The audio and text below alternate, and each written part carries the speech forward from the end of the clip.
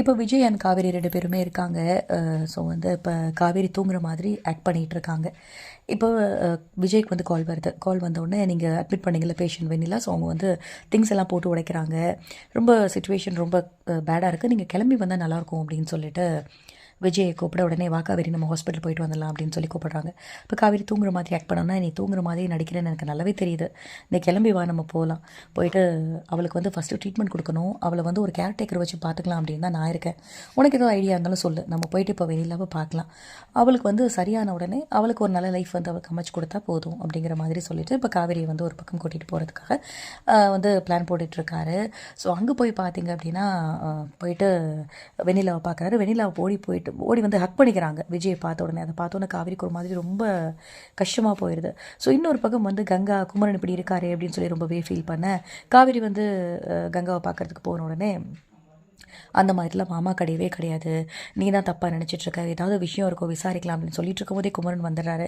So Ganga வந்து நான் ஸ்டாப்பாக திட்டிகிட்டு இருக்காங்க, எனக்கு தெரியாமல் இந்த மாதிரி ரீல்ஸ் எல்லாம் பண்ணுறேன் இன்னொரு பொண்ணு, அந்த பொண்ணு யார் அப்படின்னா சொல்ல, இந்த மாதிரி நான் ஒரு ப்ரோக்ராமுக்கு செலக்ட் பண்ணியிருக்கேன், இதுக்கு எல்லாமே ஹெல்ப் பண்ணது வந்து விஜய் தான், ஸோ உங்ககிட்ட வந்து சர்ப்ரைஸாக சொல்லலாம் அப்படின்னு சொல்லியிருந்தேன், ஜெயிச்சதுக்கப்புறம் சொல்லலாம்னு சொல்லியிருந்தேன், அதுக்குள்ளே உனக்கு தெரிஞ்சிருச்சு கங்கா, நீ எப்படிலாம் நினைக்கிறேன் அப்படின்னு சொல்லி ஒரு பக்கம் வந்து குமரன் சமாதானப்படுத்திட்டு இருக்காரு.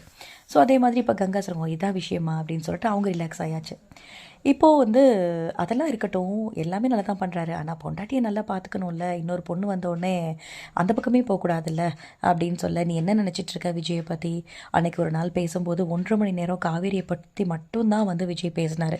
காவேரி தான் என்னோடய உலகமே, அவளுக்காக தான் நான் வாழ்ந்துகிட்டே இருக்கேன், அவள் இல்லைன்னா எனக்கு லைஃப்பில் ஒன்றுமே கிடையாது, பட் வெண்ணிலா இப்படி பார்த்தோன்னு என்னால் விட முடியல, அவளுக்கு சரி பண்ணணும் அப்படிங்கிறதுனால தான் நான் இந்தளவுக்கு இருக்கேன் அப்படின்னு சொல்லி காவேரி மேலே விஜய் உயிரே வச்சிருக்காரு அப்படின்னு சொல்லிட்டு காவேரி முன்னாடி குமரன் சொல்ல, காவேரிக்கு ஒரு பக்கம் ரொம்ப சந்தோஷமாக இருக்குது.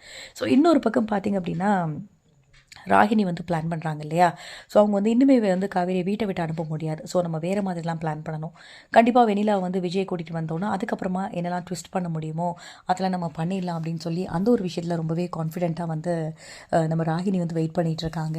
ஸோ இப்போ பார்த்திங்க அப்படின்னா விஜய் வெண்ணிலா வந்து கூட்டிக்கிட்டு வந்து வீட்டுக்கு வராரு. ஸோ என்னெல்லாம் ட்விஸ்ட் நடக்க போகுது, இதுக்கப்புறம் வந்து ஸ்டோரி ரொம்பவே நல்லா போகும், ஏன்னா கண்டிப்பாக ராகினி தான் ட்விஸ்ட் பண்ணுவாங்க, பட் விஜய் அதுக்குள்ளே மனசு விட்டு எல்லா விஷயத்தையுமே காவேரிட்ட டைரெக்டாக பேசிட்டா ரொம்பவே நல்லாயிருக்கும், நீ தான் எனக்கு உலகம், நீ தான், உன்னை விட்டு நான் போக மாட்டேன் அப்படின்னு பேசிட்டா ரொம்பவே நல்லாயிருக்கும் நான் நினைக்கிறேன். நீங்கள் என்ன நினைக்கிறீங்க அப்படிங்கிறத கமெண்ட் செக்ஷனில் சொல்லுங்கள். ஏன்னா இந்த மாதிரி அப்டேட்க்கு மறக்காமல் நம்ம சேனலையும் சப்ஸ்கிரைப் பண்ணிக்கோங்க. தேங்க்யூ.